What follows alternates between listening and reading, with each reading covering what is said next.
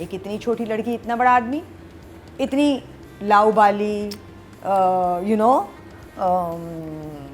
Full of life लड़की, इतना serious आदमी, ये कौन माँ बाप हैं, ये क्या कर रहे हैं, इस कहानी में क्या लॉजिक है? अगर ये सिर्फ फ़न के लिए हमें दिखा रहे हैं कि भाई ये फ़न है, कि अब ये चुलबुली सी लड़की उस आदमी को चेंज करेगी या वो आदमी इसको करेगा, या कुछ अरसे वो इसको चेंज करेगी और कुछ अरसे उस बच्ची ने घर आके बता भी दिया कि वो ये कह रहा है, और वो सही समझी कि उसकी तरफ से मना है। डायरेक्टर जो है वो रेडियो का ड्रामा बना रहा है, उसने सब कुछ एक्टर्स पे और लोकेशन के बहुत बेसिक शॉट्स, बहुत इतना बड़ा आदमी जो कि एक ऑन्कोलॉजिस्ट है और बड़ा रेनाउंड ऑन्कोलॉजिस्ट है, वो इतना माँ की बात में क्यों आ रहा है? और अगर आ ही रहा है तो फिर तो अब तक उसकी शादी हो जानी चाहिए थी। एपिसोड जहाँ से शुरू होती है वहाँ बाप ने सुन लिया था इस बच्ची को कहते हुए फ़ोन पे कि अगर इन लोगों ने मेरी शादी तुमसे ना की तो मैं भाग जाऊँगी। और वो डाइनिंग टेबल पे जाके बैठते हैं और वहाँ पे बातचीत होती है और फिर तय ये होता है कि लड़की लड़के से मिलने की, और वो लड़की भी ये सोच रही है कि अब वो लड़का शायद खुद ही मना कर दे, खुद ही कर दे।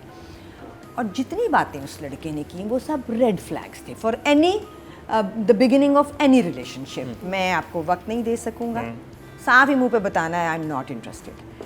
आपके जितने कपड़े होंगे वो सब ज़ाया चले जाएंगे आप कहीं नहीं उनको पहन सकेंगी, हालांकि वो पहन सकती है अपने घर जाके और यहाँ कहीं भी। मैं आपके साथ कहीं जा नहीं सकूँगा, so that be no dinners and you know, सब कुछ रेड फ्लैग्स थे। उस बच्ची ने घर आके बता भी दिया कि वो ये कह रहा है, और वो सही समझी कि उसकी तरफ से मना है। तो एक फ्लिप आ गया, और फ्लिप ये आया कि उन्होंने कहा कि नहीं मैंने तो मना, अब वो लड़का कह रहा है मैंने तो मना ही नहीं किया।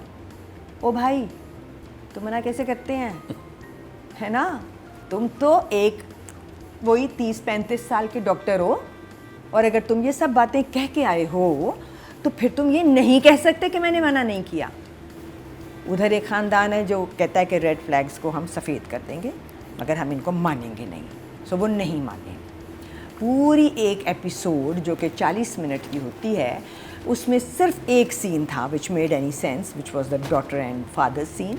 वो प्लीड कर रही है और वो अपनी लॉजिक दे रहा है, दोनों अपनी अपनी जगह पे बिल्कुल सही थे। वो कहती है मैं सिर्फ पढ़ाई कर लूँगी, वो कहता है तुम कभी इंटरेस्टेड ही नहीं थी पढ़ाई में, so don't give me this Krebs.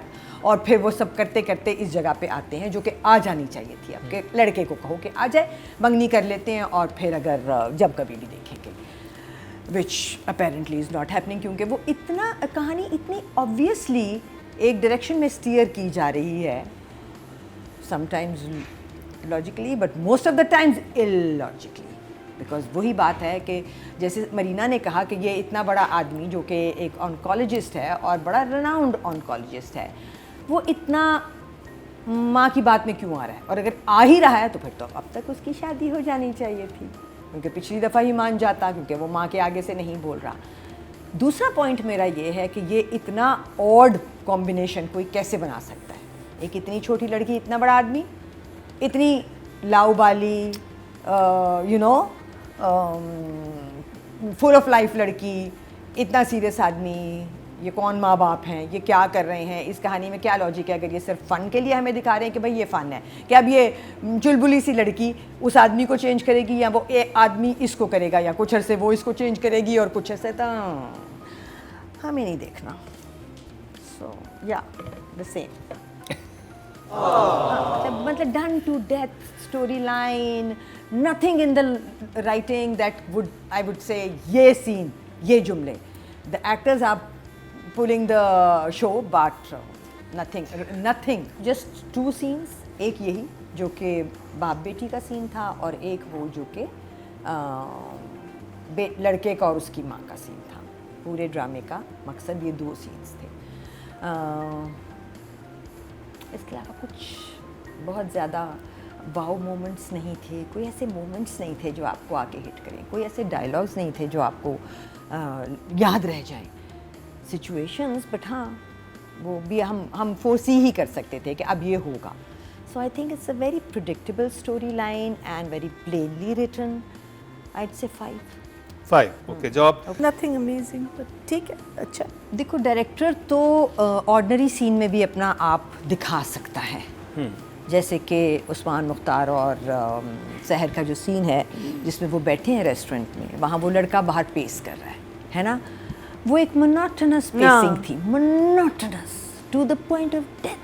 तक चले ही जा रहा है एक बच्चा, यूं यूं कहीं रुक सकता था, दरवाज़ा खोल के अंदर आने की कोशिश कर सकता था, आंखें मिल सकती थी उन दोनों की, वो मना कर सकती थी कि अभी मत आओ, I am going in the right direction. 3 actor हैं तो आप उनको हाँ, एंगेज करें ना ये director। लिखा हुआ सीन है जो कि आपने 2 लोगों को बिठा दिया, वो बोल रहे हैं।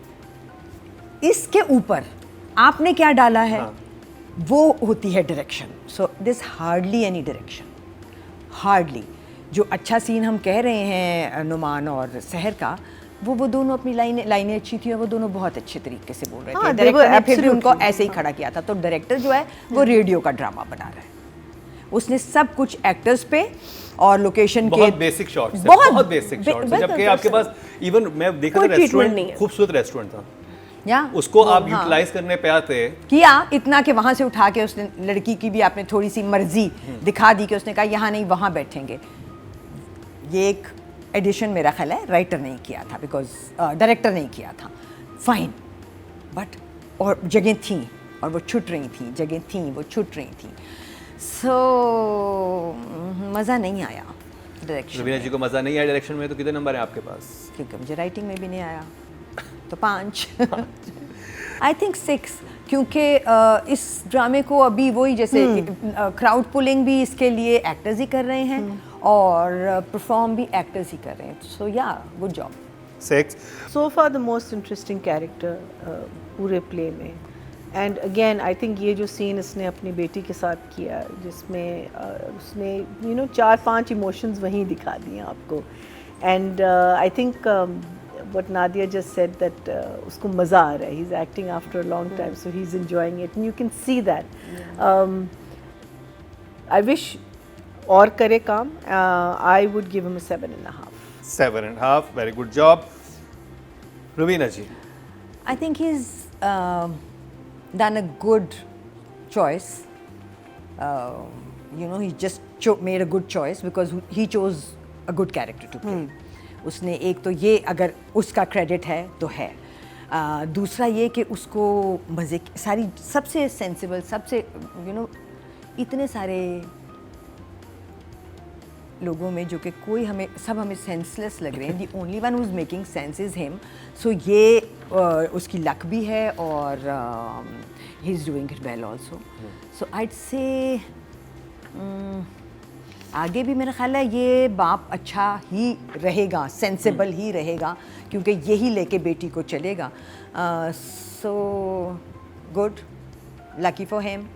I think definitely 6.5। 6.5, very good job. अब बात कर ली जाए ऑडियंस की। टोटल वोट जो कास्ट हुए हैं वो 10,000 हुए हैं मेल कैटेगरी में, और नुमान मसूद साहब के सिमाए हैं 400, 4% बनते हैं, 0.4 कम हैं। अब मैं आपसे यही कहूँगा कि अगर बाप बनना है तो जान निसार के साजिद हसन नहीं, जफा के नुमान मसूद बने। एक्सट्रीम है दोनों बाप, है ना, लाइक एक्सट्रीम। तो ऐसे कैरेक्टर्स लिखने चाहिए। हाँ, और हाँ, ऐसे लोग होते हैं, वो इतने लाउड बाप नहीं होते हर जगह, जो हमारे, और शुक्र है रो भी नहीं रहा ज़्यादा। हाँ, रो भी नहीं रहा। तो मतलब मैं कहता हूँ कि बेस्ट कैरेक्टर जो मैंने बाप का लिखा हुआ देखा, आई थिंक दिस ये कैरेक्टर है जो कि बहुत अच्छा लिखा हुआ है। अगर आप ये ड्रामा देखेंगे जफा, तो ये जो वालिद का कैरेक्टर लिखा हुआ है इसकी वजह से ही देखना बनता है, और जजिस का भी यही कहना है